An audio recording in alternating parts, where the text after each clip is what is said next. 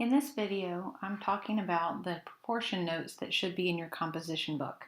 You may need to watch this video because you were absent, or maybe you just need a refresher on what I mean by proportion.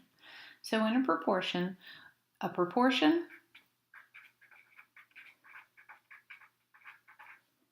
is a set of two rates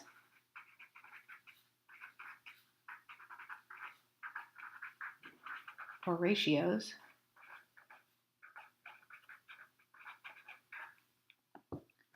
that are equivalent to each other.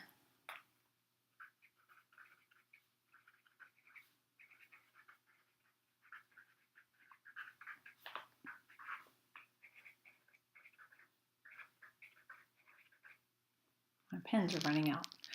So the thing that a lot of people miss about this situation is that it's two rates. It can't be more than two rates. A proportion is just two rates that are equivalent to each other. So you're going to have one rate that's equal to another rate. And it's important to have the equal sign because if you don't have the equal sign, then you just have two rates that happen to be next to each other. Having that equal sign tells you that they are equivalent to each other. So on one side, you're going to have some number and a label. And on the bottom portion, you're going to have another number and a label. For example, Mrs. Royster can eat one bag of Oreos in 30 minutes.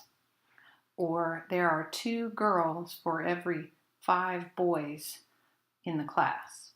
Or there are 4 cars for every 1 driveway in my neighborhood. So anything like that. And on the other side, we're going to have another number and a label. These two labels match. So if this is Mrs. Royster can eat 1 bag of Oreos, then this label would be Oreos as well. And down on the bottom, if we have a number and a label down here, then if this was in 30 minutes, then this part would be in minutes as well. Something that's important to show when you are using proportions to get from one equivalent ratio to another is to show how you get from one value to another.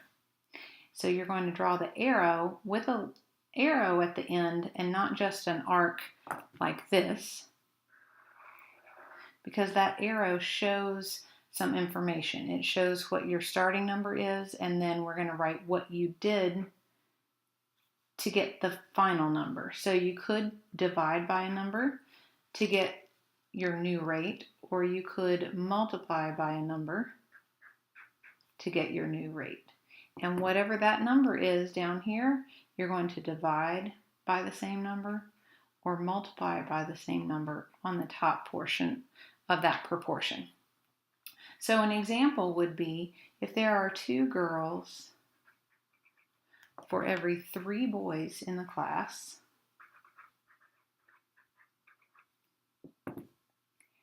and we know there are 8 girls in a class, and we wanted to know how many boys are in that class. We have the original rate given in what I told you, 2 girls to 3 boys.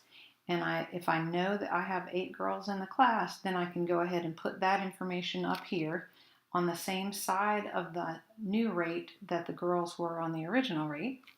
And now I can figure out what I would have to multiply 2 by to get 8. In this case, it's 4.